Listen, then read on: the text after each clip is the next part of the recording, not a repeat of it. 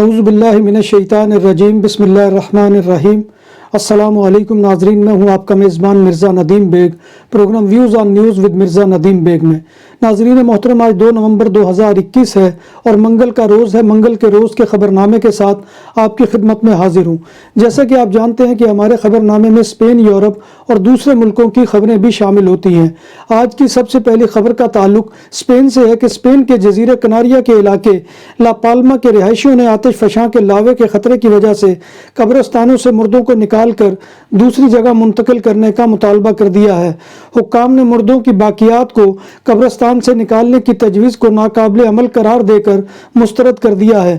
علاقے کے کئی قبرستانوں کو آتش فشاں سے پھیلنے والی راکھ نے ڈھانپ لیا ہے۔ اسپین کے نیشنل جغرافک انسٹیٹیوٹ کے اعداد و شمار کے مطابق لا پالما جزیرے میں پھٹنے والے آتش فشاں کے علاقے میں 30 زلزلے آئے ہیں، جن میں سے زیادہ تر فوئنتے کالینتے اور ولا دے مازو کے میونسپلٹیز میں آئے ہیں، جن کی شدت 2.8 اور 3.6 کے درمیان رہی۔ آتش فشاں کے لاوے سے اب تک 967.85 ہیکٹر ایریا تباہ ہو گیا ہے، جن میں سے 2716 عمارتیں بھی متاثر ہوئی ہیں۔ بارسلونا میں گزشتہ اتوار 24 اکتوبر سے ہفتہ 30 اکتوبر تک کرونا وائرس سے متاثرہ کسی موت کی اطلاع نہیں ہے۔ اس ہفتے کے دوران بارسلونا میں 1 سال سے زیادہ عرصے میں سب سے کم مریض ہسپتال میں داخل ہوئے۔ اگرچہ مارچ 2020 سے اب تک بارسلونا میں کووڈ-19 کی وجہ سے 7425 افراد ہلاک ہو چکے ہیں، لیکن وائرس کی وجہ سے بارسلونا میں آخری موت 23 اکتوبر کو ہوئی تھی، جبکہ اس سے گزشتہ ہفتے میں انفیکشن سے 5 افراد کی موت ہوئی تھی۔ بارسلونا کی موٹر وے آپسیتے پر مونیسیا کے مقام پر ایک موٹر سائیکل سوار کی ہلاکت ہوئی ہے۔ 38 سالہ موٹر سائیکل سوار اسی علاقے کا رہنے والا تھا۔ حادثے میں موٹر سائیکل سڑک سے اتر گئی۔ پولیس حادثے کی وجوہات کے بارے میں تحقیقات کر رہی ہے۔ ایک ٹریفک حادثے میں 2 کاروں کے تصادم میں ایک 50 سالہ ڈرائیور ہلاک ہو گیا۔ یہ حادثہ سے سنکوینتا تریس پر پیش آیا۔ یہ حادثہ لاگروچا کے علاقے میں آیا۔ ہلاک ہونے والا ڈرائیور الوت کا رہنے والا تھا۔ ان 2 ہلاکتوں کے ساتھ رواں سال 2021 میں کتالان سڑکوں پر ٹریفک حادثات میں اب تک 115 افراد ہلاک ہو چکے ہیں۔ اسپین کے شہر والنسیا کے علاقے تورنیت کے قبرستان میں فائرنگ کے نتیجے میں 2 افراد ہلاک ہو گئے۔ ایک کی ہلاکت گولی کے لگنے سے ہوئی، جبکہ دوسرے کی ہلاکت کی وجہ دل کا دورہ تھا، جبکہ ایک اور فرد زخمی ہوا ہے۔ تحقیقات میں پتہ چلا ہے کہ ہلاک اور زخمی ہونے والے افراد کا تعلق خانہ بدوش نسل کے ایک خاندان سے ہے، جسے لاس بوکا نیگرا کہا جاتا ہے۔ لاشیں ٹھکانے لگانے کے لیے قبرستان کو بند کرنا پڑا۔ یہ جھگڑا 2 خانہ بدوش قبیلوں کا ہے۔ اسپین کے شہر مالاگا کے علاقے فنگرولا میں سویڈش شہریت کا ایک 29 سالہ نوجوان ہوسٹس کلب کی پارکنگ میں گولی لگنے سے شدید ترین زخمی ہو گیا اور اس کی حالت تشویشناک ہے اور اس کو کوسٹا دیل سول کے ریجنل ہسپتال منتقل کر دیا گیا ہے۔ ان کے ہمراہ ایک اور نوجوان زخمی ہوا ہے اور اس کی عمر 18 سال ہے اور اس کا تعلق بھی سویڈن سے ہے۔ اسپین کے صوبہ کاتالونیا کے علاقے ریپول میں اپنی ماں کو چھرا گھونپ کر قتل کرنے کے الزام میں 19 سالہ بیٹے جیرات کو پولیس موسس دے اسکواڈرا نے گرفتار کر لیا ہے۔ اس نوجوان کو علاقے کے ایک جنگل میں سے گرفتار کیا گیا ہے۔ گرفتار بیٹے پر الزام ہے کہ اس نے اپنی ماں ماریا ایزابل کو چاقو سے وار کر کے قتل کر دیا تھا۔ جب بات ہو 100% حلال کھانوں کی تو ایک ہی نام، عادل تندوری ریسٹورنٹ۔ بارسلونا میں مہمان نوازی کا پہلا نام عادل تندوری ریسٹورنٹ، بر صغیر کے روایتی حلال کھانوں کا مرکز۔ گرل تندوری روسٹ، چکن اور مٹن ٹکا، سبزیاں اور تڑکے والی دالیں، رس ملائی اور فالودہ۔ قاری عبدالرحمان کی فخریہ پیشکش غریب و امیر کے لیے۔ بارسلونا کے قلب میں واقع عادل تندوری ریسٹورنٹ کا یہ استے نمبر 9 نزد دراسانہ ہاسپٹل بارسلونا۔ بارسلونا کے رنگ روڈ روندا لیترال میں ایک 40 ٹن وزنی ٹرک ٹریک سے اتر کر کھائی میں جا گرا۔ ٹرک ڈرائیور حادثے میں زخمی ہونے کی اطلاعات ہے۔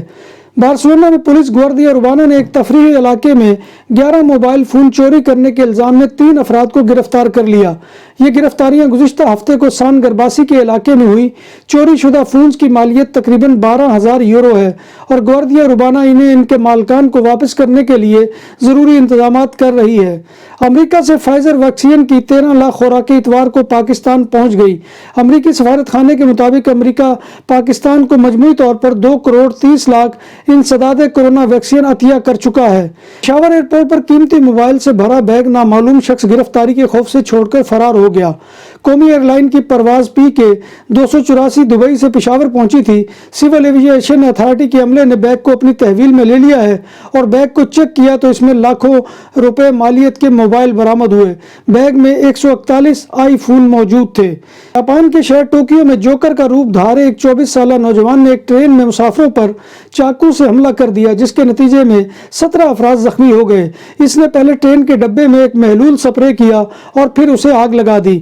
لوگ شعلوں سے دور بھاگنے کی کوشش کرتے رہے، جبکہ کچھ لوگ کھڑکیوں سے باہر نکلنے کی کوشش میں بھی مصروف رہے۔ بھارتی کرکٹ ٹیم کے کپتان ویرات کوہلی کی جانب سے مسلمان کھلاڑی محمد شامی کی حمایت کرنے پر انہیں ان کی 10 ماہ کی بیٹی کو ریپ کرنے کی دھمکی دے دی گئی ہے، اور یہ دھمکی انتہا پسند ہندوؤں نے دی ہے۔ محمد شامی پر تنقید پر کئی سیاسی، سماجی اور شعبی شخصیات سامنے آئی تھی، اور ویرات کوہلی نے بھی ان کا دفاع کرتے ہوئے ان کا ساتھ دیا تھا، جن پر ان کی 10 ماہ کی بیٹی کو ریپ کرنے کی دھمکی دے دی گئی ہے۔ دکانوں اور سپر مارکیٹس میں سیکورٹی کیمروں اور کیش رجسٹرار کی خرید و فروخت اور انسٹالیشن کے لیے ہم سے رابطہ کریں۔ عمدہ سروس اور معیار ہماری پہچان۔ ہمارا رابطہ نمبر 6438465115۔ ارجنٹینا کے معروف فٹ بالر میسی نے اس خواہش کا اظہار کیا ہے کہ وہ ایک دن ٹیکنیکل ڈائریکٹر کے طور پر ایف سی بارسلونا میں واپسی کے خواہش مند ہیں۔ میسی نے ایک انٹرویو میں اس بات کی تصدیق کی کہ فرانس کے فٹ بال کلب سے ان کے کانٹریکٹ کے خاتمے کے بعد وہ اور ان کا خاندان رہنے کے لیے بارسلونا ہی آئیں گے۔ میسی نے وضاحت کی کہ اگر مجھے بارسا کلب کی خدمات کا کوئی موقع ملا تو میں اپنا کردار ضرور ادا کروں گا، کیونکہ میں کلب سے بہت پیار کرتا ہوں۔ یاد رہے کہ ارجنٹائنی اسٹار کی بارسا کلب سے وابستگی 21 سال تک رہی ہے، اور کلب کی مالی مشکلات کی وجہ سے انہیں کلب کو خیر بات کرنا پڑا تھا۔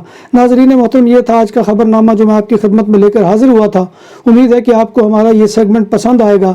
آپ سے گزارش یہ ہے کہ آپ ہمارے channel BBC update T V کو سبسکرائب کریں، اس کے پروگرام کو لائک کریں، اور کمنٹ باکس میں آ کر کمنٹ دینا مت بھولیے، کیونکہ آپ کا کمنٹ کرنا ہماری عزت افزائی اور حوصلہ افزائی کا سب سے بڑا ذریعہ ہوتا ہے۔ اللہ تبارک و تعالیٰ سے دعا ہے کہ وہ ہمیں ایمان اور صحت کی سلامتی کے ساتھ زندہ رکھے اور ہمارا خاتمہ ایمان کے اوپر کرے، اور روز محشر نبی کائنات صلی اللہ علیہ وآلہ وسلم کی شفاعت اور زیارت نصیب فرمائے، آمین یا رب العالمین۔ اور جو لوگ کرونا وائرس میں مبتلا ہیں ان کو بھی اللہ تبارک و تعالیٰ شفاء کاملہ عاجلہ عطا فرمائے۔ اسی دعا کے ساتھ اپنے میزبان مرزا ندیم بیگ کو اجازت دیجیے۔ انشاءاللہ کل نئی خبروں اور نئی رپورٹس کے ساتھ آپ کی خدمت میں دوبارہ حاضری ہوگی۔ تب تک اللہ حافظ۔